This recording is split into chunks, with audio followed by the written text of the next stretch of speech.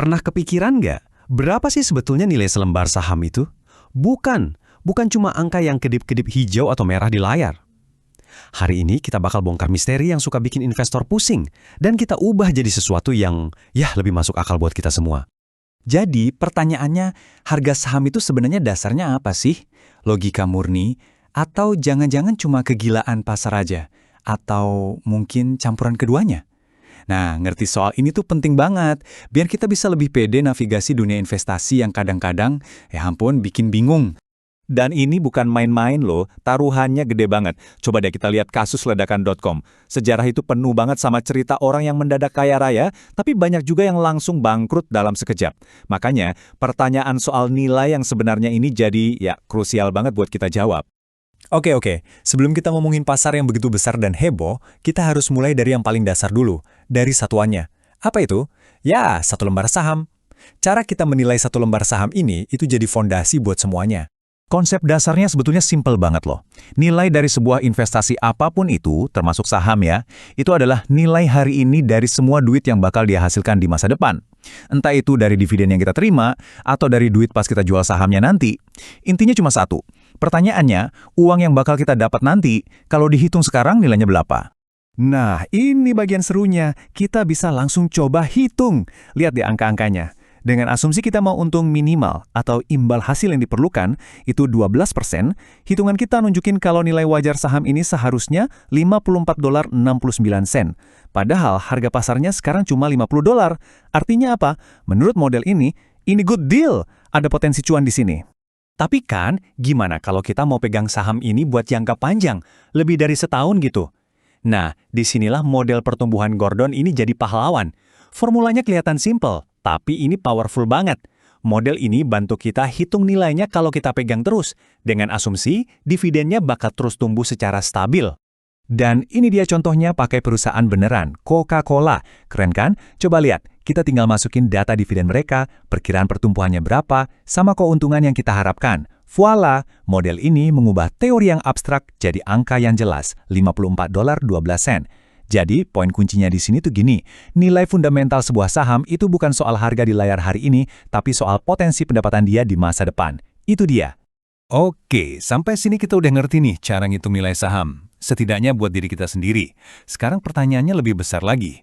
Gimana caranya perhitungan satu orang ini, lalu perhitungan jutaan orang lain dengan opini yang beda-beda, bisa nyatu jadi satu harga tunggal di pasar? Gimana prosesnya? Coba bayangin deh, kita lagi ada di acara lelang mobil. Harga akhir mobil itu bukan ditentukan dari rata-rata tawaran semua orang yang ada di sana kan? Bukan.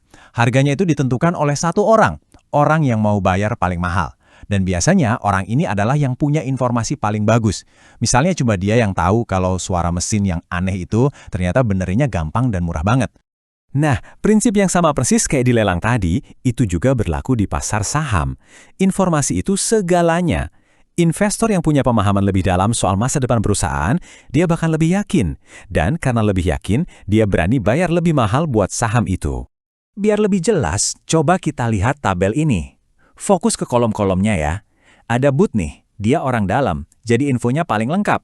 Buat dia, risikonya paling kecil, jadi dia cuma minta imbal hasil 10%.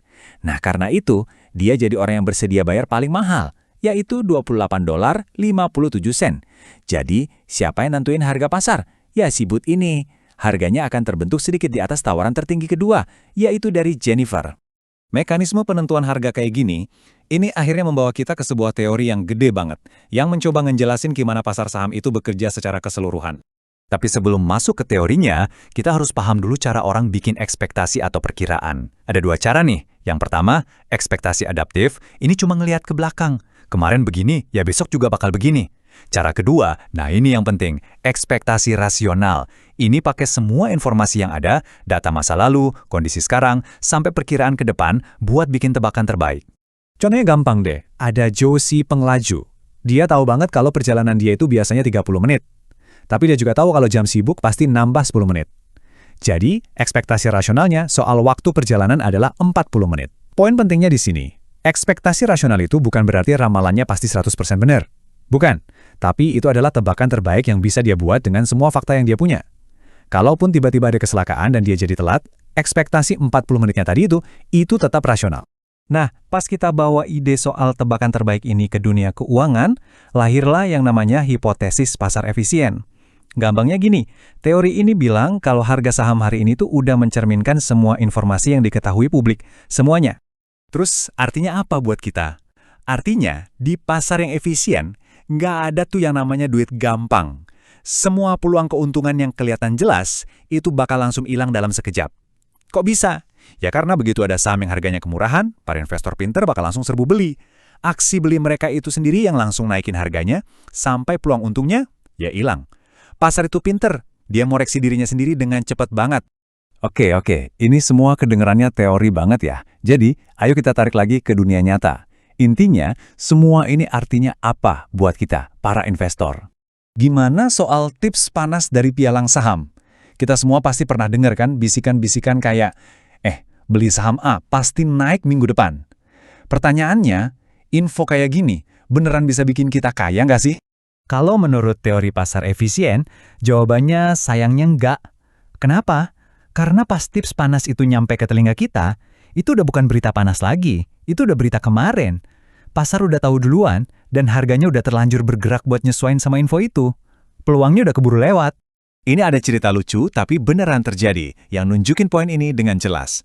Ada eksperimen yang judulnya aja udah unik. Haruskah Anda mempekerjakan keras sebagai penasihat investasi Anda?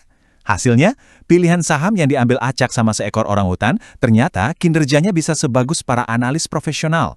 Intinya apa? Kalau para ahli aja susah payah buat ngalahin pasar secara konsisten, apalagi kita.